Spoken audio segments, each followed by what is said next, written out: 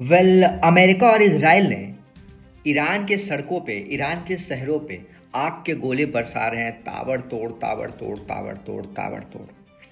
ये सिर्फ आग के गोले नहीं है, ये व्हाइट फास्फोरस से भी हमला किया जा रहा है। अब कहने का मतलब ये है कि आग के गोले के साथ साथ अब केमिकल वॉर भी स्टार्ट हो गया है, जिसके कारण ईरान ने इजराइल पे आरोप लगाया है कि इजराइल अंतर्राष्ट्रीय कानून का उल्लंघन कर रहा है और केमिकल वॉर कर रहा है, जिसके कारण ईरान में क्या हो रहा है, धुओं में बादलों का धुआं बन गया है, जिसके कारण लोग घर के अंदर भी मास्क लगा के घूम रहे हैं, मास्क लगा के बैठे हुए हैं, डरे हुए हैं, सहमे हुए हैं।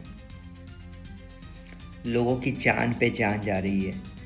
अमेरिका, इजराइल और ईरान की जो युद्ध है, ये इसका 9वां दिन है और ये रुकने का नाम ही नहीं ले रहा है। तबाही बढ़ते जा रहा है, तबाही बढ़ते जा रहा है। वहीं अमेरिका और इजराइल दोनों मिलके ईरान को नस्ल नाबूद करने पे अड़ा हुआ है। जिस हिसाब से ये युद्ध चल रहा है, आने वाले टाइम में इजराइल और अमेरिका एक गलत एग्जाम्पल सेट कर रहा है किसी कमज़ोर देश के लिए। मैं ईरान का सपोर्ट नहीं कर रहा हूँ, बट ये मानवता का खिलाफ है। किसी इंसान की क्या गलती होती है, किसी बच्चे की क्या गलती होती है? अगर आपको किसी से शिकायत है तो उस सरकार को पकड़िए, उस पर हमला कीजिए। रिहायशी इलाकों पे हमला करने से क्या मिलता है? उसमें जान नौसेना का नहीं जाता, उसमें जान सेना का नहीं जाता, उसमें जान सरकार के लोगों का नहीं जाता है, उसमें जान जाता है मासूम वहाँ की आबादी का।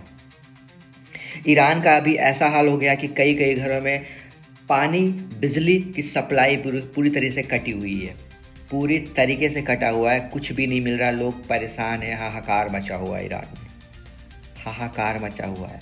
केमिकल वॉर के चक्कर में क्या हुआ है, वहाँ पे एक लेयर बन गया है, एक लेयर बन गया। अगर उसमें थोड़ा सा अगर माचिस की तीली या थोड़ी सी कोई गोला बारूद से हमला हुआ तो पूरा ईरान धधक उठेगा। ऐसा सिचुएशन बन गया है।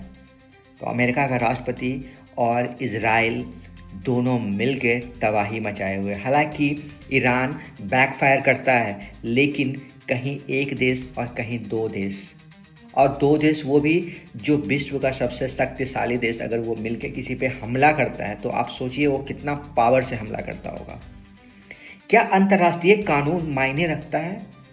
क्या अंतर्राष्ट्रीय कानून सच में मायने रखता है किसी भी देश के लिए? या फिर अगर युद्ध में सिर्फ कोई बड़ा देश शामिल है तो क्या अंतर्राष्ट्रीय कानून कभी भी आवाज़ उठा सकता है?